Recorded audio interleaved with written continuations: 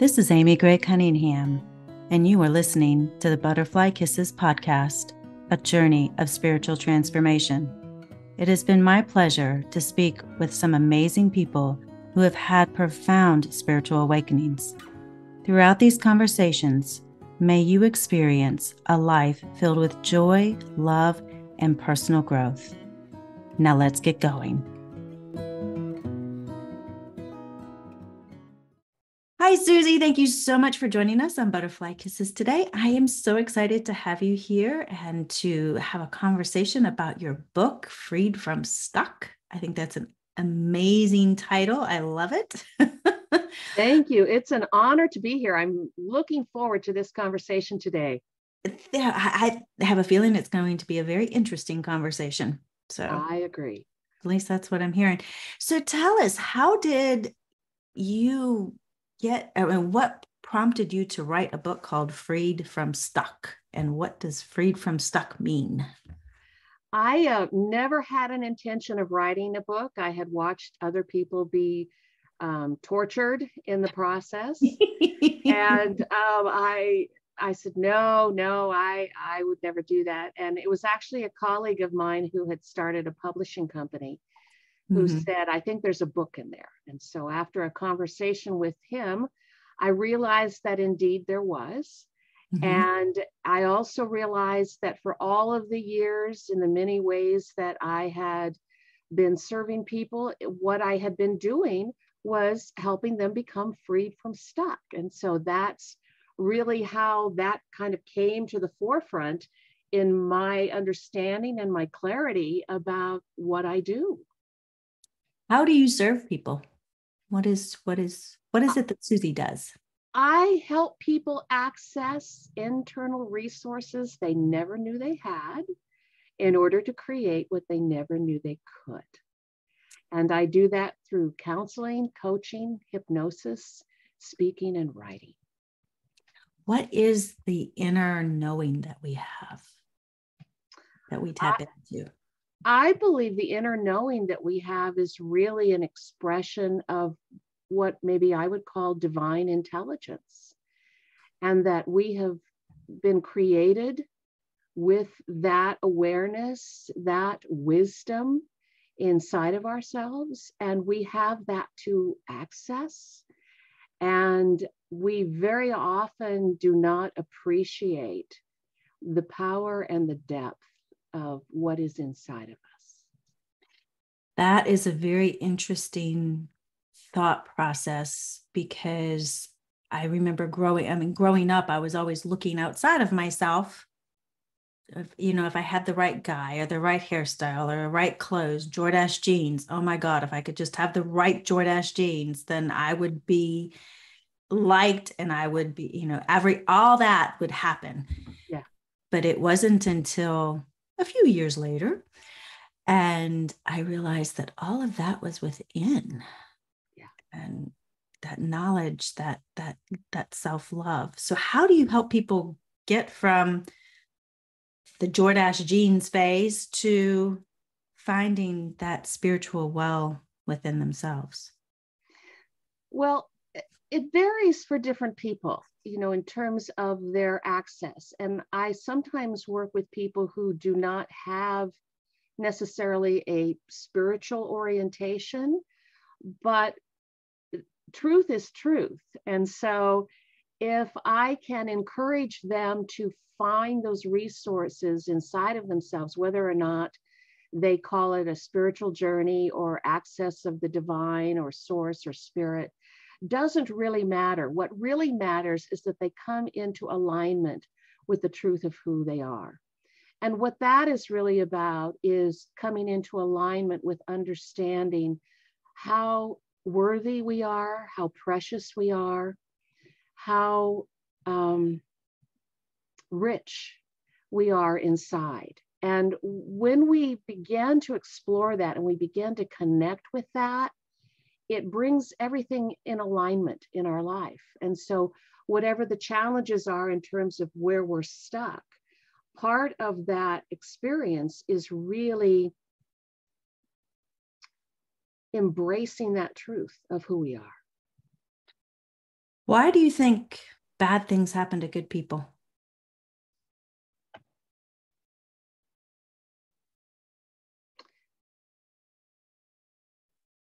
Because our task here is to grow and expand.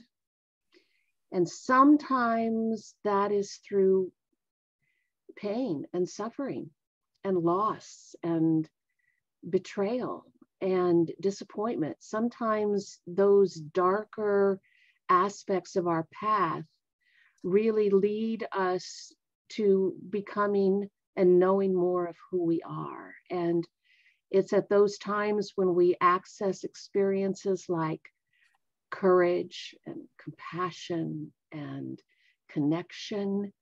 And sometimes life requires that we discover those in that way. I wish it was not always true. I wish that life could be all about light and lightness, and love and joy, which, hopefully we're living in that most of the time, right? That's how we're created as beings. But those darker challenges are really the opportunities for us to grow more deeply in our awareness of who we are. Do you think we can still be happy even in the dark times and peaceful?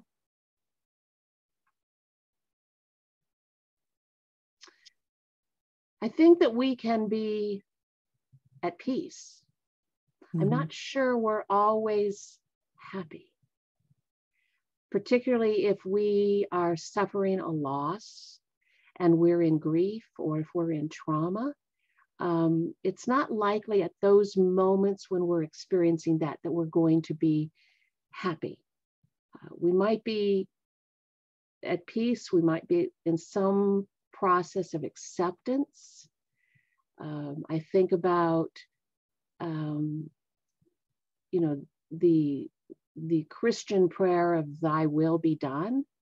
Sometimes we are in that place where we just are surrendering to what's happening. So can we always be happy? No, I think that would be unrealistic and not true to who we are as human beings, because when we suffer, we cry. When we're in pain, we scream. That's how we're designed. That's our human experience. So yeah, happiness is not always on the board all the time. No, not if we're really honest in our experience. Yeah, but we can find peace. I believe that we can. Yes, I do believe that we can find peace. And it's at those times also where faith is cultivated, however we define that, however we experience that. It's faith in something beyond what we're experiencing right now in this challenge. Sometimes that's where we discover faith most deeply. How do you help someone who has lost their loved one, their mate of 50 plus years, move through the process of grief and loss? Their whole world's been turned upside down, and they definitely don't feel happy or at peace. How do you help them to move through that? Part of it is appreciating that grief is a necessary process of healing and moving forward and becoming freed from stuck. And I talk about this in my book because I believe that is the one element. I define 5 elements that are essential in terms of becoming freed from stuck. And the one element that is in the acronym of FREED, which is the second E, is exit the bridge. And we can talk more about that later, is really about acknowledging grieving in the change process. So when someone has been in a relationship of such longevity, I always say, to the depth that we love is the depth that we grieve. And that there is no more difficult task as human beings than grieving. It is the hardest thing that we are asked to do. And so part of it is acknowledging that this is necessary. This is important. It's to be honored. And grieving is messy. It's unpredictable. It's painful. I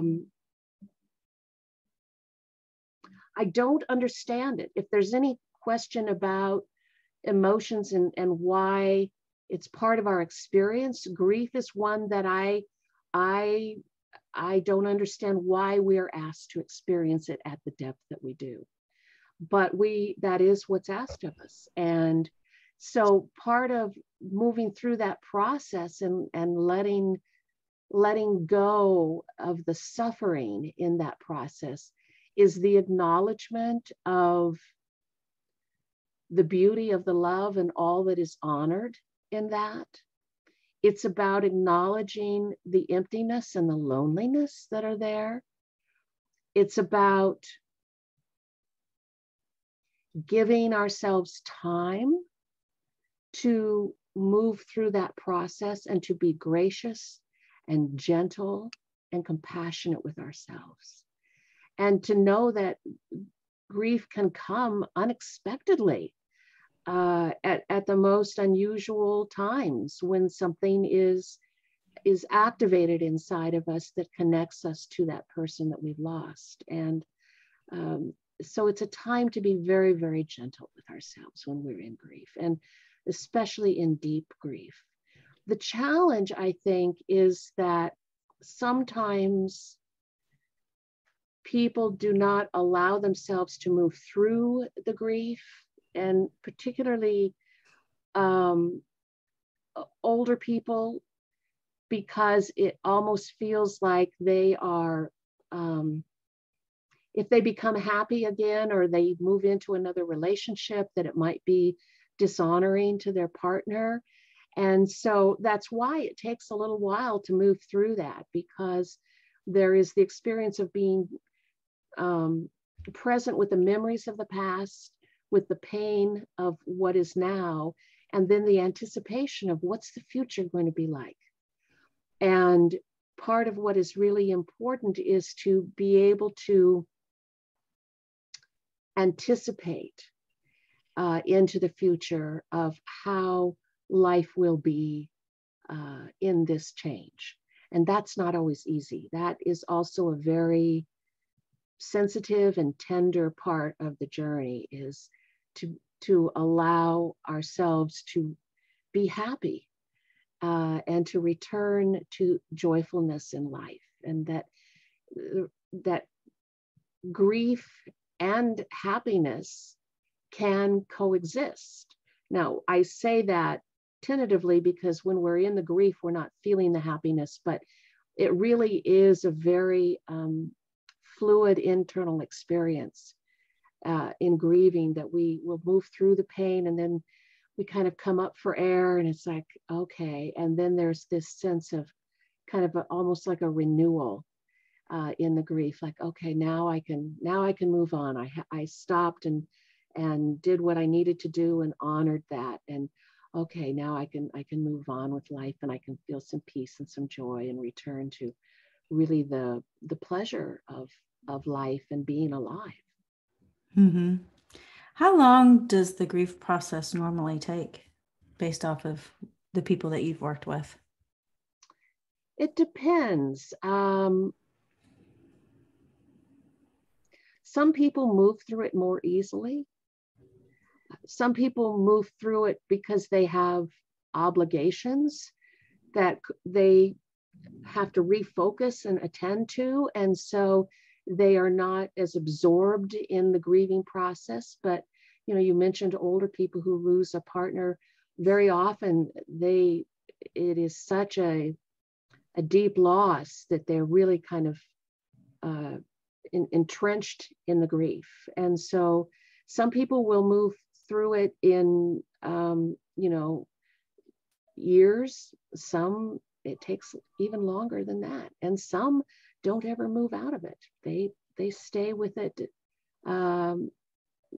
with a broken heart until they transition. So there's no easy answer to that. I think there's also a piece of that often when people are dealing with an experience where there has been a prolonged period of decline, For example, my husband had been diagnosed in 2008 with a rare genetic disease called CADASIL, which is a progressive dementia that radically changed our lives.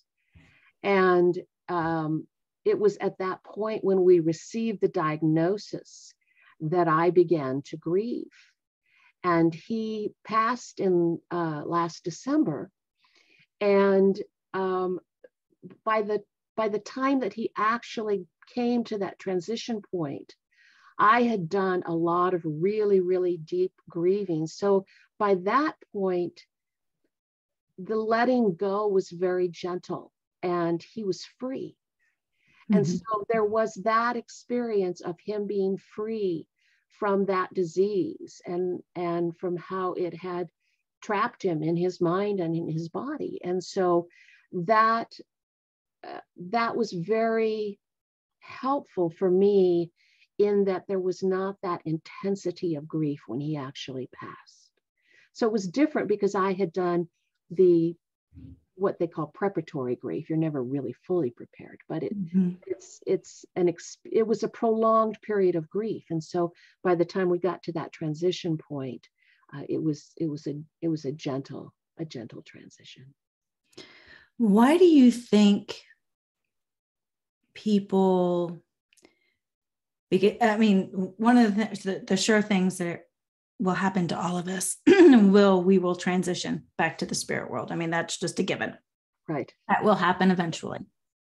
Why do you think that we as humans feel unprepared for either the sudden passing or like with your husband?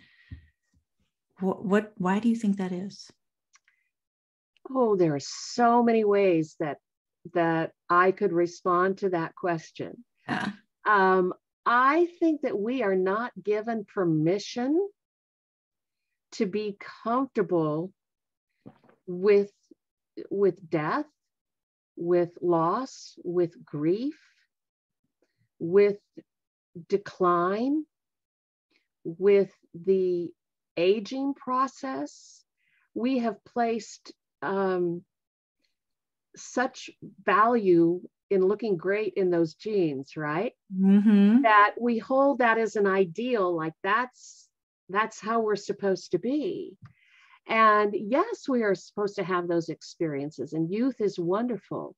But if we're not prepared for the reality of change and what that means, because change always means letting go, and it always means relinquishing what is no longer serving us. And so if we are avoiding those difficult realities in our human experience, it's very, very difficult to access what we need for resilience in those times.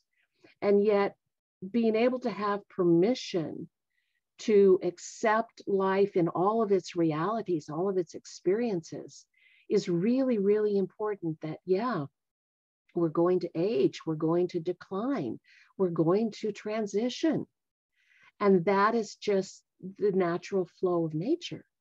And to be able to be at peace with that and say, yeah, I mean, I don't like that I have crow's feet necessarily, right, around my eyes. I don't like that process. And yet I've sort of earned those. I've been around a little while, and my face and my body express the reality of my life journey. And being at peace with that is really, really important. How can someone, a family member, help, or a friend, be supportive to those who have suffered a loss? What is something that they can say or do to help the other person through that? Or can they? Even? They can. Yes, we are meant to come alongside one another at these times. I think it's not so much about what we say as how we are. That if we can show up and be present with someone and not be afraid of the grief, to be able to be with them if they need to be silent, or if they need to cry, or they need to scream, or they need to talk, or they need to walk, whatever it is, to be present with them, I think is what's so important. I don't think it's necessarily what we say, because one person can say, "I'm so sorry for your loss." And we feel it when there's a distance to it, right? So if someone says, "I'm so sorry for your loss," and then they just, go on to something else, we kind of know that that doesn't feel very comfortable. But when someone says to us, "I am so sorry for your loss," we feel that present acknowledgement. And so it isn't so much what we say, it's how we are when we're saying it that I think makes all the difference.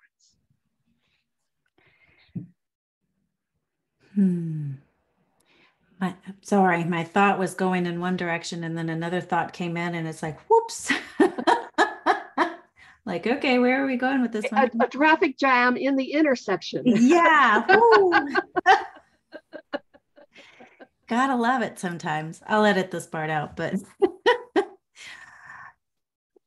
when people are grieving, there's such a, I'm going to try to describe this.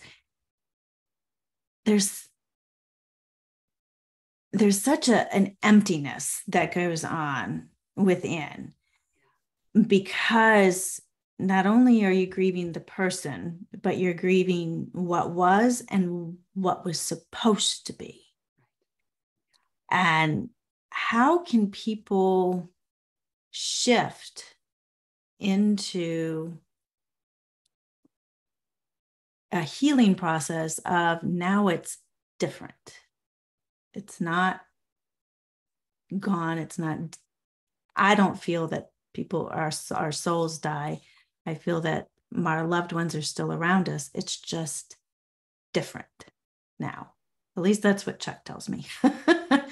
And that's been my experience with him. But how can people shift into that, whatever the next stage is, and let go? Does that make sense? Oh, absolutely. And it's a really good question. And that is sometimes where people falter or they get stuck, is that they don't quite know how to move forward because it's all changed. It's the loss of the relationship. It's the loss of also the future, the dreams of the future, not just the future, but the dreams of the future. And so that can cause very, very deep grieving. And part of it is allowing ourselves to feel that deep grieving and to not resist it or try to medicate it away, but to really let ourselves embrace that, because that's honoring of the relationship. I think one thing that is so important to appreciate is that when we've experienced that loss, the person that we lost doesn't want us to continue to suffer, because they're not suffering on the other side, right? Mm-hmm. Their experience is so different because their perspective is so different. And so they want us to be happy. They want us to move on and have joy in life. They want us to live a life that is healthy and purposeful and contributing. And so I think sometimes part of what I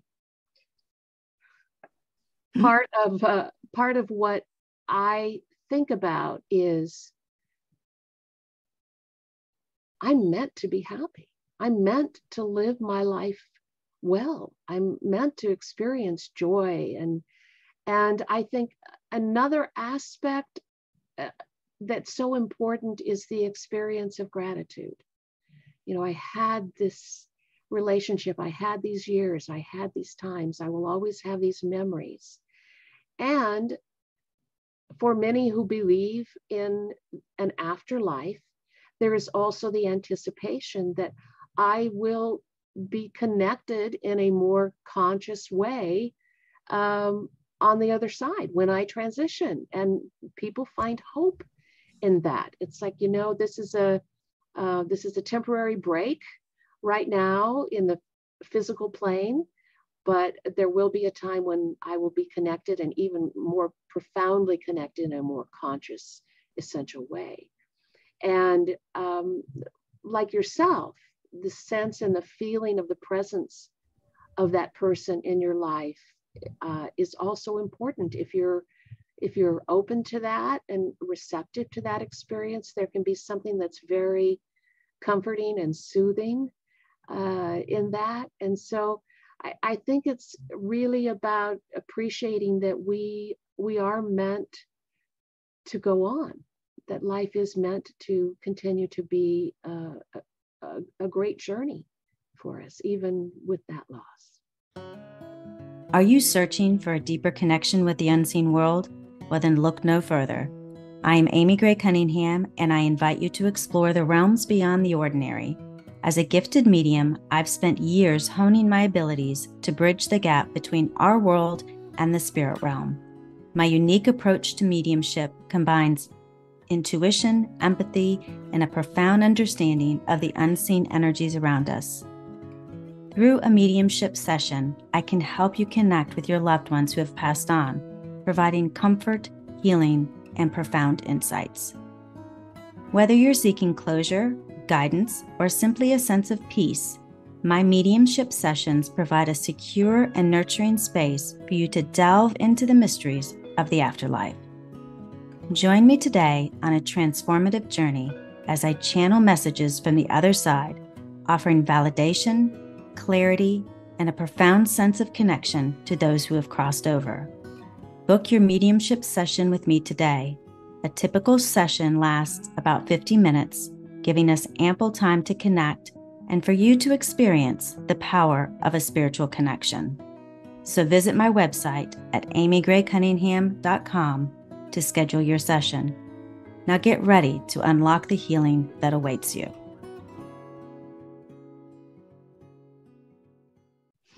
How can we change the thoughts in our head that go on with, oh, I'm never going to break free from this. I'm never going to love again. I'm never going to, that never going to is key there.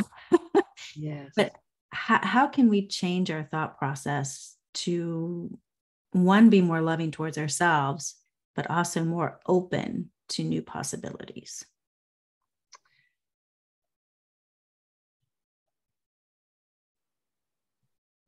Again, I think that it's unique for everyone in terms of how quickly they're able to transition in that way. Transition, I mean, in terms of their own inner experience. We're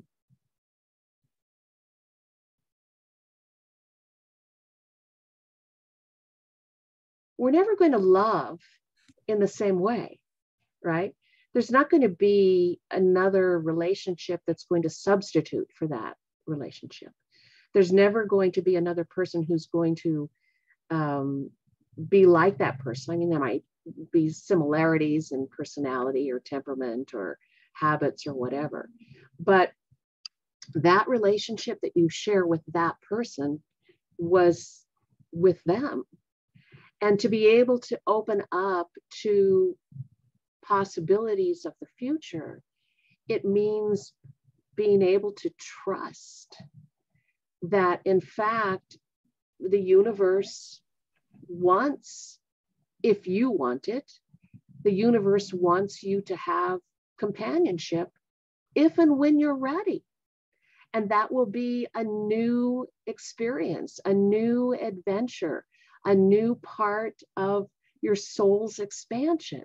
And when you began to think about that, You get to choose that when you're ready to do that, and not until that. So Mhm. a person will choose that, and then it's about being open and trusting to the possibilities. And very often people are afraid. It's like, particularly older people, they're like, oh boy, I've been out of the dating scene for, 35 years. I don't even know how to do this. Yeah. Yeah. And so, you stick your toe in the water, and you start somewhere. And so it has to do with trusting that it is the universe's intention for us to be happy, and to be able to trust ourselves that we're going to have the ability and the capacity to make wise decisions moving forward. That, okay, I'll be open to a relationship. Do I trust that I will be able to make wise choices in that? You bet. You bet. Particularly for people who've had good relationships and they've lost a partner, they tend to choose good relationships again because they know what that's like. And for those who've maybe not had as satisfying of a relationship as they had wanted, they have all the possibility and all the potential to choose better moving into the future. Very good point. So, what are some practical steps that people can take to get freed from being in that stuckedness, I guess, if that's a word? It If is. it's not, I'm making it up. It works, and everybody goes, yeah, I know what that's like. I know what stuckedness is. Exactly. We've all been there, right? So we do know that. It might be easiest to understand this in terms of the 5 elements, to kind of look at what are the steps. How do we do this practically? How do we apply this? Mm-hmm. The FREED is an acronym for moving from stuck to freed from stuck, where I used the framework of crossing a bridge. And so F is facing the bridge. And what that is identifying the problem. And the real problem is often not what we think it is. It's actually about some unmet need or some pain point that needs to be attended to. So when we identify what really is the problem, then we more clearly can make decisions about beginning to cross that bridge. The R is recognize the bridge, which is about looking across the bridge and actually clarifying as best we're able in the imagination of our mind where we want to be. What's it going to look like? And if we can create in our mind a vision of how we want our life to be, the more clear it is, the more vivid it is, the more emotionally charged it is. It works as a magnet to draw us across the bridge. And as you know, in crossing the bridge, that very often the wind will blow and the rain will beat on us. And, sometimes the journey can be a challenge. And so if we keep our focus on that is where I intend to go, that is what I want, that fuels us in crossing that bridge. The first E is embrace the bridge. And what this is about identifying any obstacles or blocks that are there for us, either externally or internally, and then putting together a plan or a strategy for how we might get there. The second E is exit the bridge, which I touched on earlier, which is about embracing the importance of grieving, of letting go of what is no longer serving us, and understanding that in any change process, even when we willingly choose that, there is going to be loss. And so we need to be prepared for that. Otherwise, we have a tendency to want to retreat or return to what is familiar. So being able to let go of what's no longer serving us. And then D is about discovering our destination, or more importantly, discovering our destiny as we arrive at the destination. And by that, I mean, anytime we're in the change process, anytime we're experiencing a transformation, it holds the potential of gaining a greater awareness of who we are and understanding what brings us joy, what our values are, what brings us purpose and satisfaction. And so to really appreciate that the transformation of whatever we believe the problem is really about coming into greater awareness and clarity of who we really are. Those are amazing steps. And we also know that when we arrive at the destination, there will be another bridge and another bridge and another bridge, because that is our human experience. But if we understand that those elements are so important in that process, it allows us to use that framework with other challenges as we move forward in our life. That is a very good point, because life is not a straight line. There is a lot of ebbs and flows and a lot of hill climbing and then going downhill and back uphill again. Yes. Having a framework to help us, I think, is very important. We need to have like a class on this in elementary school, I think. You know, that is so true. We do not prepare children with these kinds of life skills. And if they could learn that early on, you know, that, okay, this is how change happens and I can be in this and I can build a good bridge, you know, it would serve them well the rest of their life.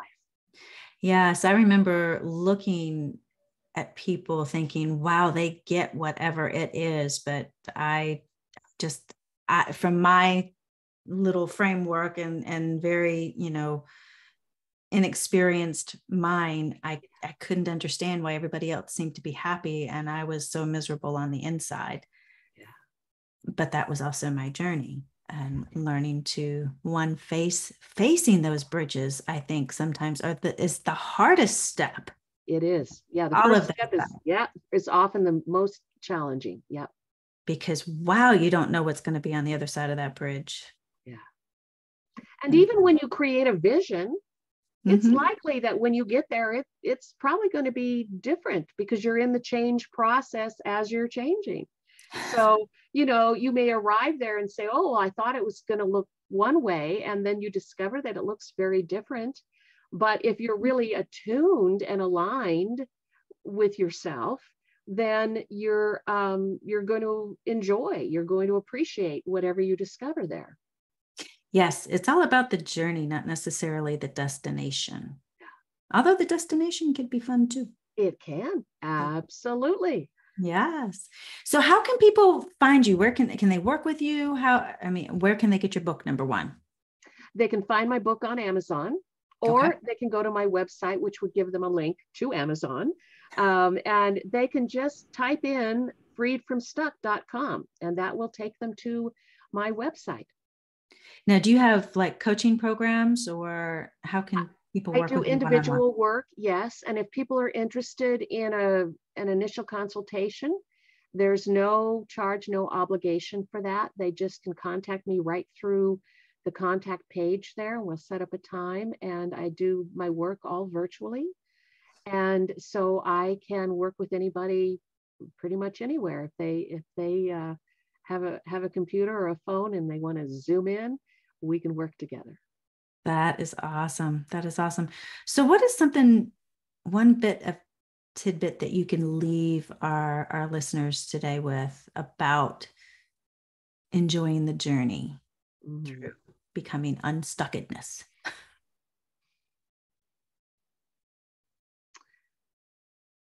I would encourage people to think about what their life might be like if they choose not to cross the bridge.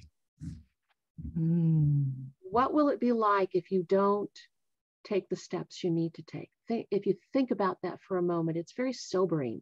How will it affect you? How will it affect those you love? How will it affect the quality of your life moving forward? And then to think about, but if I do cross the bridge, if I do find that courage inside of myself and I trust myself to begin to do what I call the next most simple step, whatever that is. It may be finding a book that addresses what you need. It may be setting up a consultation with a professional. It may be contacting a pastor or a priest. It may be talking to your best friend. Whatever the next step is that you can take, the most simple next step, that's what I would say. Do that, and do it today. Do it today for yourself. Do it today. I love that advice. That's another point too, is we get to choose whether we want to cross the bridge or not. Yeah. And it's a choice either way. It is. Yeah. And it's an important one because you don't have to cross that bridge. True. Yeah. True. You have the freedom and the choice to stay stuck if you wish. Mm-hmm. Yeah. And it's really interesting because a lot of people do choose that, and to stay in the misery. Yeah. My experience has been, and speaking with people who have worked through it and gone through the other side or to the other side, they always said, or they have told me, that they wouldn't change what got them to where they're at, because it's where they're at now is so, it's much more rich and loving, and the experience that they gained, it was worth all of the pain. If they choose to look at it at a different perspective. So, as a choice of growing.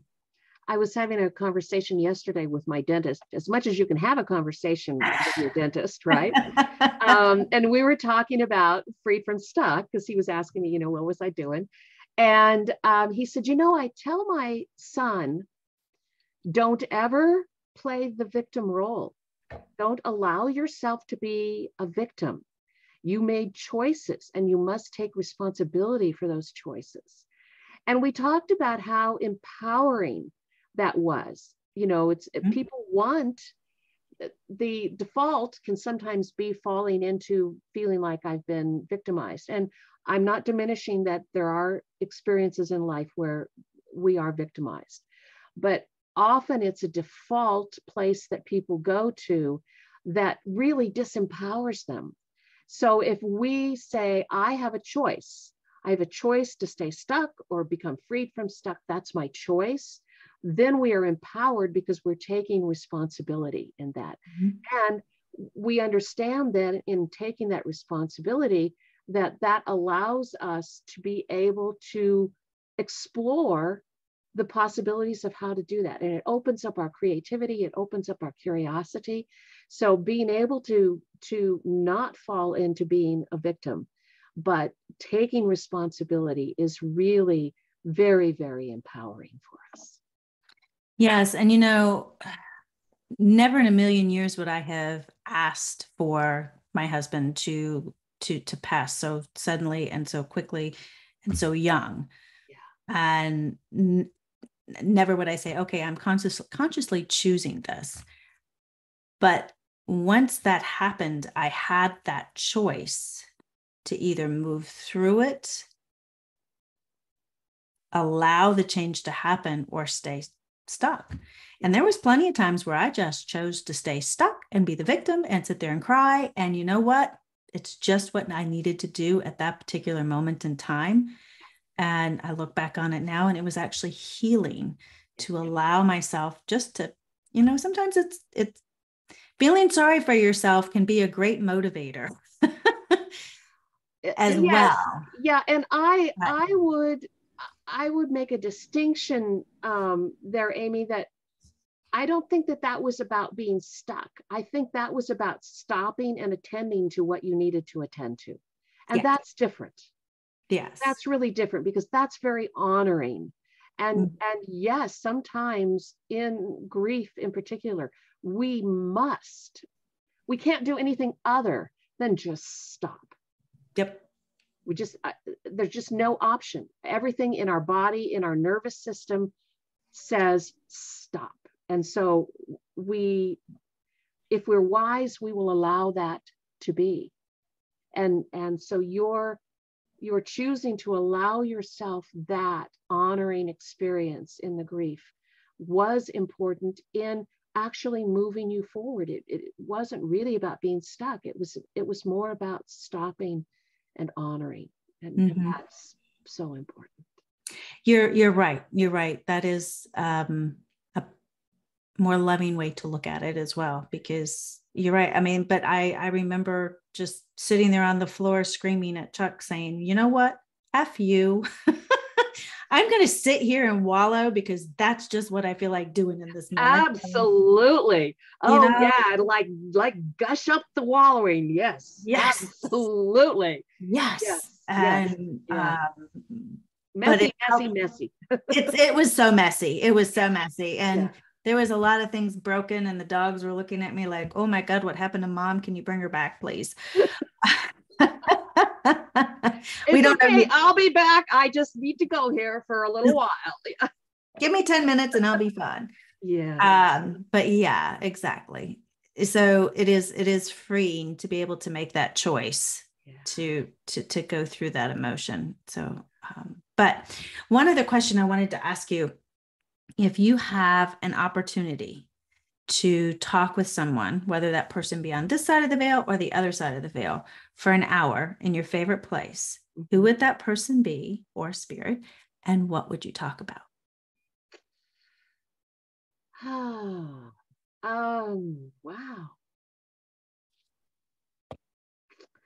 You know, I think at this point in time, it would be that I would talk to Ken, and we do have conversations now. And as you know, it's different in the experience. It's very different in the experience. But if I could, have a conversation in more of a physical, on a physical plane, it would probably be would be on a beach, because we love the beach. And I would want to know everything about what he's doing now. Like, what are you doing? Where are you traveling? Who are you in contact with? What's happening? It would be that kind of conversation of just wanting to explore what his experience is in that realm, and how has he grown. And after he passed, I had a very, very clear sense of his energy in a way that was impossible to experience in physical form. And when I connected with that, and I realized how powerful he was and how brilliant his light was, it was astounding. And so I would love to just hear all about that experience, and where is he going, and how is he serving, the galaxy and the universe. And I believe that he is somewhere as an ambassador, and I would want to know about those journeys and what that's like for him. Yes, I completely agree. I've actually had conversations with Chuck like that, and it's very fascinating to hear about the other side and what they do. And because it's a miracle, I think. But so how's Chuck feeling about our conversation so far here today? He's enjoying it. He says we're almost on par. We're getting there, he says. I'm like, okay, whatever that means. He loves these conversations, and I think, like I said, a lot of the questions come from him. So, but we want to thank you so much for joining us on Butterfly Kisses and sharing your journey and your expertise on how to be freed from stuck. And I will have the link for your book in the show notes. And if anybody would like to reach out to you, I'll also have the link to your website as well. So, but thank you so much for taking the time to share with us and to be with us today. Thank you, Amy. It has been an honor, and I trust that in our sharing of our experiences, that it allows other people in their grief processes specifically to be more gentle and more kind with themselves. That is my prayer as well. So, thank you. And thank you all for joining us today. Thank you for tuning in to Butterfly Kisses podcast, a journey of spiritual transformation. We hope today's episode has sparked new thoughts, offered fresh perspectives, or simply entertained you. Remember, the conversation doesn't have to end here. Connect with us on social media, share your thoughts, and stay engaged. Also, share it with a friend. Until next time, keep exploring, keep learning, and keep embracing the journey of spiritual transformation. Take care, and we'll catch you on the next episode. See ya!